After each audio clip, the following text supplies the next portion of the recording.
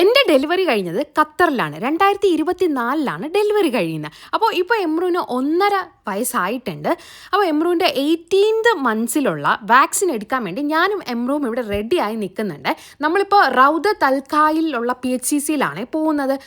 ഞങ്ങളിപ്പോൾ അൽക്കോറിലാണ് താമസിക്കുന്നതെങ്കിലും നമ്മളിപ്പോഴും അവിടെ തന്നെയാണ് വാക്സിൻ എടുത്തുകൊണ്ടിരിക്കുന്നത്. അപ്പോൾ റീക്ക ഓഫീസിൽ നിന്ന് വന്നിട്ടുണ്ട്. റീക്ക പറഞ്ഞു ഞാനൊന്ന് ഒരു 10 മിനിറ്റ് കിടന്നോട്ടെ എന്ന്. അപ്പോൾ ഞാൻ പറഞ്ഞു എന്നാൽ പിന്നെ കിടന്നിട്ട് വാ, ജോലി കഴിഞ്ഞ് വന്നതല്ലേ, ഒന്ന് റെസ്റ്റ് എടുത്തിട്ട് നമുക്ക് പോവാമെന്ന്. അങ്ങനെ ഞാനും എമ്രുവും ഇവിടെ ഞാനിവിടെ ചായയൊക്കെ കുടിക്കുന്നുണ്ട്, റസ്ക് കഴിക്കുന്നുണ്ട്. ചായ റസ്ക് നല്ല കോമ്പിനേഷനാണല്ലേ, എൻ്റെ ഫേവറേറ്റ് ആണ്. അപ്പോൾ എമ്രു റസ്ക് ഒക്കെ ചോദിച്ചു വന്ന് എമ്രുവും ഞാൻ റസ്ക് ഒക്കെ കൊടുത്തേ. അപ്പോൾ നമുക്കിനി വാക്സിൻ്റെ കാര്യത്തിലോട്ട് കടക്കാം. നിങ്ങൾക്കറിയാലോ ഇവിടെ വാക്സിൻ എടുക്കുക എന്ന് പറയുന്നത് മാൻഡേറ്ററി ആണ്. നമ്മുടെ നാട്ടിലെ പോലെയല്ല, മാൻഡേറ്ററി ആയിട്ടുള്ള ഒരു കാര്യം തന്നെയാണ് വാക്സിൻ എടുക്കുക എന്ന് പറയുന്നത്. അതുകൊണ്ട് തന്നെ നമുക്ക് നാളെ നമ്മൾ കുഞ്ഞിനെ സ്കൂളിൽ ചേർക്കാൻ പോകുന്ന സമയത്താണെങ്കിലും ഇവർ വാക്സിൻ സർട്ടിഫിക്കറ്റോ വാക്സിൻ എടുത്തതിൻ്റെ ഡീറ്റെയിൽസ് ഒക്കെ ചോദിക്കേ. സോ നമ്മൾ വാക്സിൻ കുഞ്ഞിന് നിർബന്ധമായിട്ടും എടുത്തിരിക്കണം. പിന്നെ നമ്മൾ ഡെലിവറി കഴിഞ്ഞ് വരുമ്പോൾ തന്നെ കുഞ്ഞിന് നമുക്ക് ഹോസ്പിറ്റലിൽ നിന്ന് ചൈൽഡ് ഹെൽത്ത് നോട്ട്ബുക്ക് എന്ന് പറയുന്ന ഒരു ബുക്ക് കൊടുക്കും കേട്ടോ.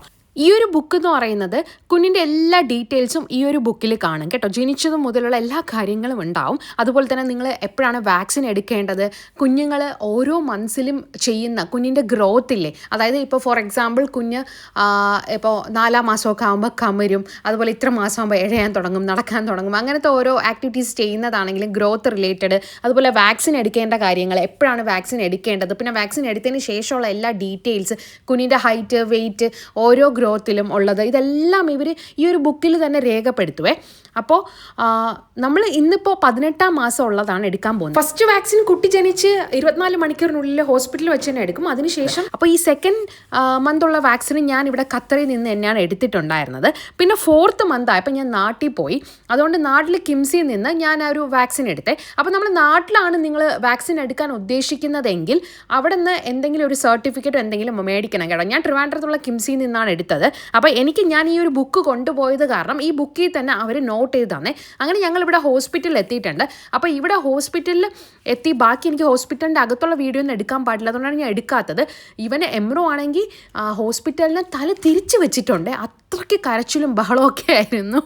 അപ്പോൾ എങ്ങനെയൊക്കെയോ വാക്സിനൊക്കെ ഞങ്ങൾ എടുത്തിട്ടുണ്ട്. പിന്നെ ഞങ്ങൾ അതുപോലെ തന്നെ 6th മന്തിലുള്ള വാക്സിനും ഇവിടെ വന്നിട്ടാണ് എടുത്തത്. തിരിച്ച് നാട്ടിൽ നിന്ന് ഞാൻ പറഞ്ഞില്ലേ 4th മന്ത് ആ ടൈമിൽ നാട്ടിലായിരുന്നു. പിന്നെ 6th മന്ത് ആയപ്പം തിരിച്ച് ഖത്തറിലോട്ട് വന്നു. അപ്പോൾ ഇവിടെ നിന്ന് തന്നെ എടുക്കാൻ നോക്കി. പിന്നെ ഇപ്പോൾ 12ാം മാസത്തതും എടുത്തു. ഇന്നിപ്പം 18ാം മാസത്തിൻ്റെ വാക്സിനും എടുത്തു കഴിഞ്ഞിട്ടുണ്ട്. ഇനി നമുക്ക് 4ാം വയസ്സിലാണ് ഉള്ളതെന്ന് പറഞ്ഞിട്ടുണ്ട്. അപ്പോൾ നമ്മൾ വാക്സിനൊക്കെ എടുത്തതിന് ശേഷം ഇവിടെ സെയ്ത്തൂണിൽ വന്നിട്ടുണ്ട്. റീക്കയുടെ ഫ്രണ്ടിനെയും കൂടെ പിക്ക് ചെയ്തു, ചേട്ടനെയും കൂടെ വിളിച്ച് സെയ്ത്തൂണിൽ വന്ന് ഫുഡൊക്കെ കഴിച്ചു. ഇവിടുത്തെ എൻ്റെ ഫേവറേറ്റ് എന്ന് പറയുന്നത് ഈ ഒരു ഗ്രില്ലാണ്. അതും സെയ്ത്തൂൺ സ്പെഷ്യലല്ല, എനിക്ക് ഈ ഒരു ഗ്രില്ലല്ല, ബാർബിക്യൂ ആണ്, പെപ്പർ ബാർബിക്യൂ ആണ് കൂടുതൽ ഇഷ്ടം. റീക്കക്കും അതാണ് ഇഷ്ടം. അങ്ങനെ ഞങ്ങൾ ഫുഡൊക്കെ കഴിച്ചിട്ടുണ്ട്. ആദ്യം നമ്മൾ വാക്സിൻ എടുക്കാൻ പോകുമ്പോൾ സിസ്റ്റർ കുഞ്ഞിൻ്റെ വെയിറ്റ്, അതുപോലെ തന്നെ ഹൈറ്റ്, പിന്നെ കുറേ കുഞ്ഞുങ്ങൾക്ക് എന്തെങ്കിലും, അതായത് കുഞ്ഞിനിപ്പോൾ കറൻ്റ്ലി എന്തെങ്കിലും ബുദ്ധിമുട്ടുകളോ അസുഖങ്ങളോ ഒക്കെ ഉണ്ടോ, പിന്നെ ഹെഡിൻ്റെ ആ ഒരു അളവില്ലേ അതൊക്കെ ചെക്ക് ചെയ്യും. അതിന് ശേഷമാണ് പിന്നെ ഡോക്ടറിനെ കൺസൾട്ട് ചെയ്യുന്നത്. പിന്നെ ഡോക്ടർ അതുപോലെ തന്നെ ഫീഡിങ്, നിങ്ങൾ ബ്രസ്റ്റ് ഫീഡ് ചെയ്യുന്നുണ്ടോ, കുഞ്ഞ് ഏത് പാലാണ് കൊടുക്കുന്നത്, ഫോമുലയാണോ, അതെല്ലാ ഡീറ്റെയിൽസും അവർ ചോദിക്കും. അതെല്ലാം ഈ ബുക്കിൽ എഴുതി തരും കേട്ടോ. പിന്നെ ഡോക്ടറിൻ്റെ അടുത്ത് പോകുമ്പോഴും ഡോക്ടർ എല്ലാ കാര്യങ്ങളും ഡീറ്റെയിൽ ആയിട്ട് ചോദിച്ചതിന് ശേഷമായിരിക്കും വാക്സിൻ എടുക്കുന്നത്. പിന്നെ നമുക്ക് വാക്സിൻ എടുക്കുന്നത് ഓൾറെഡി അപ്പോയിൻമെൻറ്റ് കിട്ടുവേ. നമ്മൾ ഇവിടെ കുഞ്ഞ് ജനിച്ചതല്ലേ, നമ്മുടെ സെൻറ്റർ എന്ന് പറയുന്നത് PHCC റൗദ തൽക്കായിലുള്ളതാണ്. അപ്പോൾ ഇവിടെ തന്നെ രജിസ്റ്റർ ആയത് കാരണം ഓൾറെഡി ഇവരെന്താണ് അപ്പോയിൻമെൻറ്റ് നമുക്ക് ഫോണിൽ മെസ്സേജ് ആയിട്ട് സെൻഡ് ചെയ്യും. അതായത് കറക്റ്റായിട്ട് ഇത്ര മാസം ആകുമ്പോഴത്തേക്കും നമുക്ക് ഫോണിൽ ആ ഒരു മെസ്സേജ് വരും. അതനുസരിച്ച് നമുക്ക് പോയാൽ മതിയാവും ഹോസ്പിറ്റലിൽ. അവർ അപ്പോയിൻമെൻറ്റ് ടൈമൊക്കെ തരും. അപ്പോൾ പോകുമ്പോൾ ഒരു അരമണിക്കൂർ മുന്നേ തന്നെ നിങ്ങൾ പോകാൻ വേണ്ടി ശ്രദ്ധിക്കാം.